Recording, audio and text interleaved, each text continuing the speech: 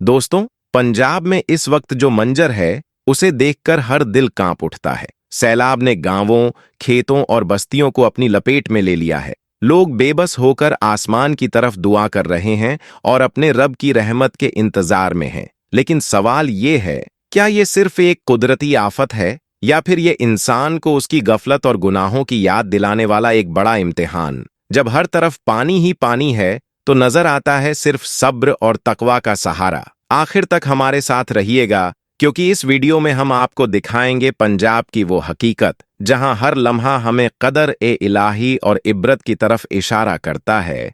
पंजाब इस वक्त अल्लाह की तरफ से आए एक बड़े इम्तिहान में है। हालात सिर्फ बारिश से नहीं, बल्कि पहाड़ों से उतरते तेज पानी से और भी खतरनाक हो गए हैं। मौसम बरसात का यह सैलाब अल्लाह की कुदरत का ऐसा नजारा पेश कर रहा है जिसने इंसान और जानवर सबको अपनी गिरफ्त में ले लिया है। 7 बड़े जिले पठानकोट, फाजिल्का, गुरदासपुर, फिरोजपुर, तरनतारण, कपूरथला और अमृतसर सब इस आफत से जूझ रहे हैं। जहां देखो वहां सिर्फ पानी का आलम है। साल 1988 के बाद पहली बार इतना बड़ा आजमाइश पंजाब पर टूटा है। हिमाचल और जम्मू कश्मीर की लगातार बारिश ने हालात को और सख्त कर दिया है। सतलुज, ब्यास और रावी की नदियां उफान पर हैं और यही तबाही का सबब बन चुकी हैं। किसानों की मेहनत की फसलें डूब रही हैं और इंसान अल्लाह की मशीयत के आगे बेबस नजर आता है। निचले इलाकों में सैकड़ों गांव पानी में गुम हो चुके हैं। मकानों की सिर्फ छतें नजर आती हैं। हजारों लोग हिजरत करने पर मजबूर हैं।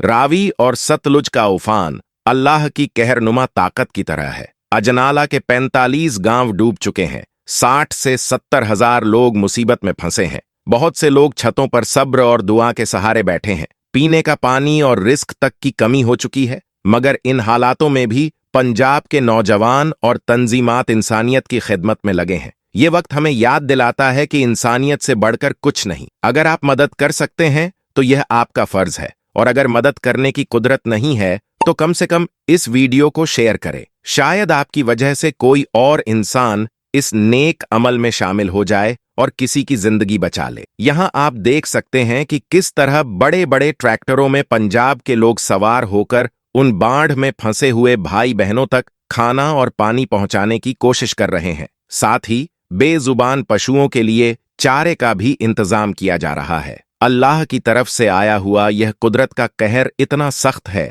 कि इंसान की बनाई हर चीज को तबाह कर गया है। विधानसभा हल्का अजनाला के रमदास सेक्टर के 45 गांव ऐसे हैं जहां लोग रात को चैन की नींद सोए और सुबह उठते ही खुद को पानी के घेरे में पाया। बरसों की मेहनत से बने घर पानी में डूब गए और साथ ही सामान और पाले हुए जानवर भी बह गए। गांव में 7 फुट तक पानी भर चुका है और पिछले 48 घंटे से लोग छतों पर सब्र और दुआ के सहारे जिंदगी गुजार रहे हैं। इतनी बड़ी आजमाइश पहले साल 1988 में आई थी। 37 साल बाद वही मंजर दोबारा लौट आया। 25 अगस्त को पानी चढ़ना शुरू हुआ तो इंतजामी सिस्टम ने अलर्ट किया, लेकिन इससे पहले कि कोई तदबीर की जाती, पानी का तेज बहाव गांवों को अपनी गिरफ्त में ले चुका था। जिन 14 गांवों को पहले ही हाई अलर्ट पर रखा गया था, रात होते होते उनमें भी 5 से 7 फुट तक पानी घुस गया। ऐसे में लोगों के लिए हिजरत करना भी मुश्किल हो गया। राहत सामग्री पहुंचाने की कोशिशें जारी हैं,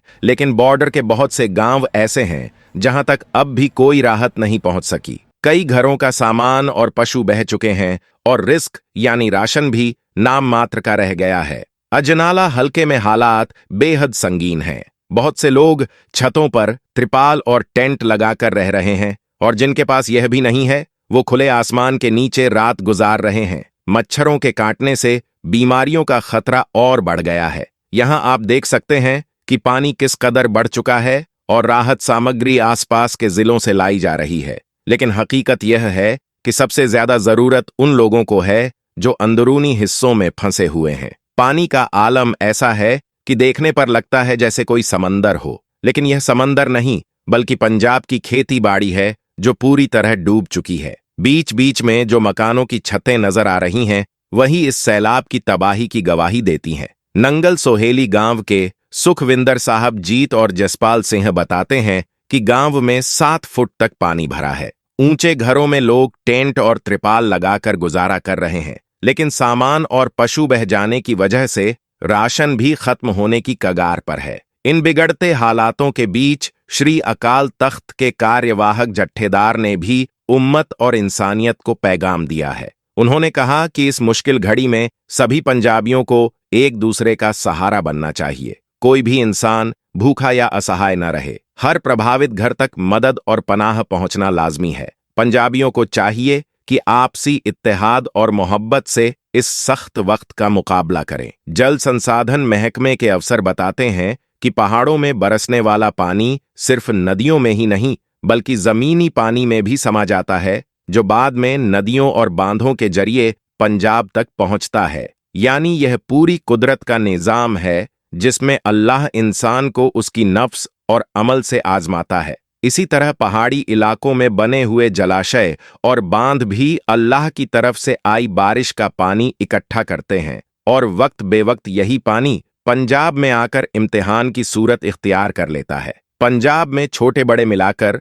15 बांध मौजूद हैं। यही पानी आगे चलकर भाखड़ा, नांगल डैम, रणजीत सागर डैम और दूसरे छोटे बांधों पर दबाव डाल देता है। खास तौर पर मानसून के दिनों में जब आसमान से रहमत के साथ साथ कुदरत का सख्त इम्तिहान उतरता है, तो सूबे में रहने वाले लोग बताते हैं कि 1988 के बाद पहली बार इतनी सख्त बाढ़ देखी जा रही है। अगर हम पीछे मुड़कर देखें तो पंजाब ने अपनी सबसे बड़ी आजमाइश साल 1988 में झेली थी। उस वक्त कई इंसान और पशु अपनी जान से हाथ धो बैठे थे। सूबे के बहुत से जिलों में भारी जलभराव हुआ और नुकसान इतना ज्यादा था कि लोग सालों तक उसे याद करते रहे। इसके बाद साल 1995 में भी बाढ़ ने तांडव मचाया और इसने ग्रामीण और शहरी दोनों इलाकों में तबाही फैलाकर लोगों की रोजी रोटी और जिंदगी पर असर डाला। फिर 2004 में नदियों के किनारे बसे कई गांव इस सैलाब की चपेट में आ गए। 2010 में भी बाढ़ की गंभीर सूरत बनी रही, जिसने न सिर्फ लोगों को बेघर किया बल्कि उनकी संपत्ति और माल भी तबाह कर डाला। इसके बाद भी राहत नहीं मिली। 2019 में अल्लाह की तरफ से बरसी तेज बारिश ने फिर सूबे को बाढ़ में घेर लिया और कई इलाके पानी में डूब गए। 2020 में भी यही मंजर देखने को मिला, जब हद से ज्यादा बारिश ने बाढ़ की शक्ल ले ली। और अब साल 2025 में फिर वही हालात लौट आए हैं। पंजाब के 7 जिले इस वक्त भीषण बाढ़ की चपेट में हैं। आप अपनी आंखों से देख सकते हैं कि यह कोई नदी नहीं बल्कि सड़कें हैं जो समंदर जैसी नजर आ रही हैं। और यह मंजर सिर्फ पंजाब तक सीमित नहीं है। आप देखें तो बॉर्डर की तरफ यह आलम है कि सामने पाकिस्तान वाले इलाके में भी गाय, भैंस और दूसरे जानवर बहते चले जा रहे हैं। और इस तरफ पंजाब की सरजमीन पर एक बेजुबान जानवर पानी से अपनी जिंदगी बचाने की जद्दोजहद कर रहा है। ये कुदरत की आजमाइश किसी बॉर्डर या मजहब को नहीं देखती बल्कि इंसानियत को पुकारती है। दोस्तों, अगर आपको यह वीडियो पसंद आया हो तो इसे सवाब की नीयत से लाइक जरूर करें। इसे अपने दोस्तों और अहबाब के साथ शेयर करें ताकि ज्यादा से ज्यादा लोग हकीकत से वाकिफ हो सकें और नेक काम में हिस्सा ले सकें। और हमारी आने वाली वीडियोज से जुड़े रहने के लिए चैनल को सब्सक्राइब करना मत भूलें। अल्लाह ताला हम सबको हक की बातें सुनने और उस पर अमल करने की तौफीक अता फरमाए।